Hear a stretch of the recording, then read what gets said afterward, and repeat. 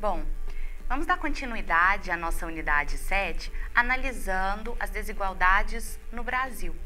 Acredito que, ao utilizarmos os conceitos de estratificação para analisar a realidade do nosso país, nós percebemos que o contexto social brasileiro é profundamente marcado, principalmente pelas duas dimensões da estratificação trabalhadas nessa unidade.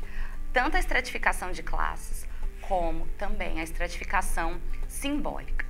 Então, a estratificação social no Brasil tem sido percebida nas últimas décadas não apenas como uma herança pré-moderna que nós trazemos até os dias de hoje, mas também como decorrência de um processo de modernização que tomou o país a partir do início do século XIX e que, junto com o desenvolvimento econômico, trouxe também a miséria, as disparidades sociais, a flagrante concentração de renda, o desemprego, a fome, a mortalidade infantil, a baixa escolaridade e a violência social. Vamos começar então analisando alguns dados importantes a respeito da questão das desigualdades econômicas. De acordo com os dados do PNAD de 2014, o Brasil, pela primeira vez desde a década de 60, atinge um dos menores patamares de desigualdade social em toda a sua história. Essa dimensão da desigualdade é medida através do índice de Gini, que é um cálculo internacional que aponta o nível de concentração de renda em cada país, no qual o 0 representa a mais perfeita distribuição de renda e o 100 representa a mais intensa concentração. O Brasil de 2014 alcançou um índice de 49,5 no índice de Gini, que, embora represente um avanço social, ainda demonstra uma enorme concentração de riquezas. Para se ter uma ideia da grandeza desse número, observe aí no texto da unidade 7 um mapa da desigualdade global com os índices de Gini ao redor do mundo referente ao ano de 2009. Vocês irão perceber que o Brasil encontra-se entre o grupo de países com um dos maiores índices de Gini ainda. Bom, o Brasil hoje ainda figura entre os 12 países mais desiguais do mundo e entre os 4 mais desiguais da América Latina. Além disso, é o segundo país mais desigual entre os membros do G20, que é o grupo daqueles países com as maiores economias do mundo. O Brasil só fica atrás da África do Sul nesse grupo. De acordo com o IBGE de 2012, a diferença na renda entre os 10% mais ricos e os 10% mais pobres no Brasil chega ao espantoso número de 87 vezes. Essas disparidades encontradas no território nacional fez com que alguns estudiosos passassem a chamar o Brasil na década de 90 de Belíndia. O que isso significa? Que, embora algumas cidades, e mesmo dentro das grandes cidades, alguns bairros apresentassem índices de desenvolvimento humano equivalentes ao da Bélgica, outras regiões enormes do Brasil apresentam índices ainda equivalentes aos das regiões mais pobres da Índia. Então foi um termo muito usado por geógrafos estudiosos na década de 90 e que ainda nos dias de hoje faz sentido para pensarmos o Brasil. Só que a estratificação de classes, a estratificação econômica, não é o único tipo de desigualdade que marca a nossa estrutura social brasileira. Temos também a seríssima desigualdade de gênero.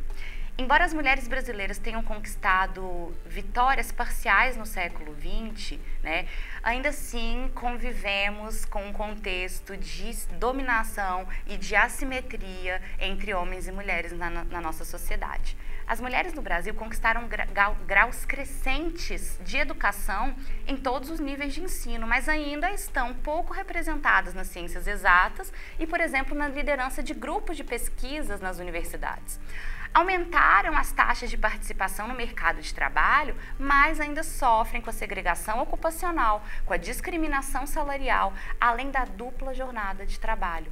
Conquistaram diversas vitórias na legislação nacional para coibir a violência, mas na prática ainda são vítimas de discriminações, preconceitos e índices alarmantes de violência doméstica.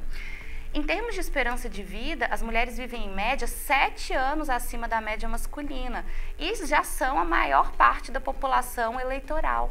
Contudo, mesmo tendo uma presidente mulher ocupando esse cargo máximo na política nacional, o Brasil ainda apresenta níveis absurdos de subrepresentação de gênero.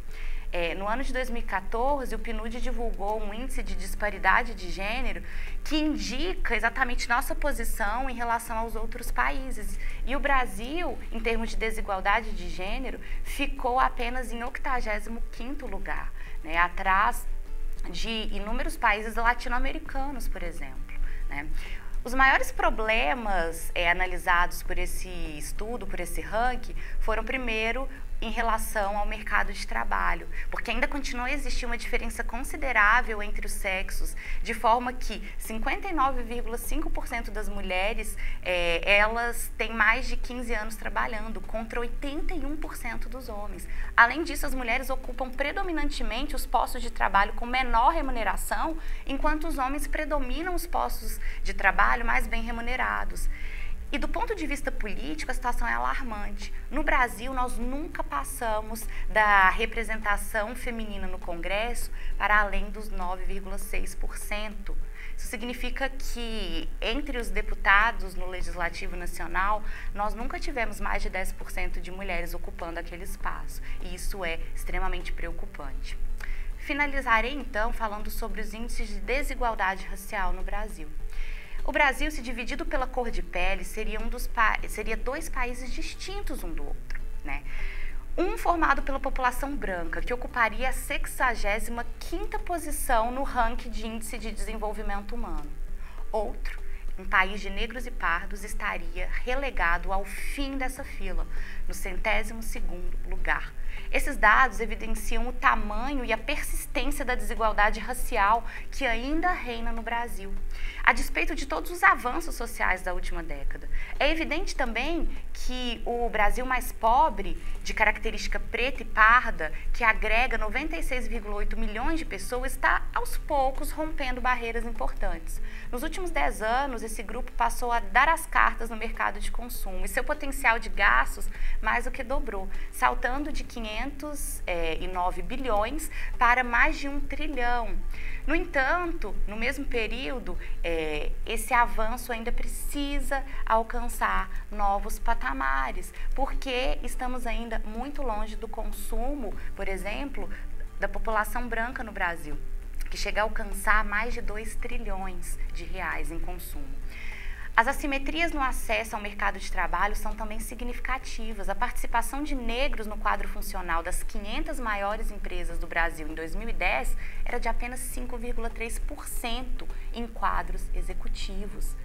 A desigualdade se reflete em todos os níveis educacionais. De acordo com o IBGE, o censo de 2010, a proporção de analfabetos na população negra e parda era de 26,7%, enquanto a proporção de brancos analfabetos é de 5,9%. Em 2009, 62,4% dos estudantes brancos estavam na universidade, contra um índice de apenas 28% dos negros. Por fim, é importante ressaltar as consequências da desigualdade racial sobre os índices de violência. Segundo o relatório da Unicef de 2011, os jovens negros brasileiros têm 4 vezes mais chances de sofrerem homicídio do que os brancos. Cerca de 45% das mortes de adolescentes negros entre os 12 e 19 anos são referentes a esses homicídios, enquanto que a estatística nacional não passa dos 6%. Vivemos, então, um contexto de segregação, um contexto de intensa e plena desigualdade, tanto do ponto de vista econômico, quanto do ponto de vista de gênero e também racial, né? Precisamos levar esses dados a sério e entender que a estratificação social no nosso país é ainda um caso alarmante que precisa ser trazido para as questões do Estado, de políticas públicas. Então, termina a nossa unidade agora, deixando mesmo esses dados para que nós possamos conjuntamente refletir a respeito dessa reprodução das desigualdades na nossa própria estrutura social. Nos despedimos agora e nos encontraremos novamente na unidade 8, a última do nosso curso. Muito obrigada.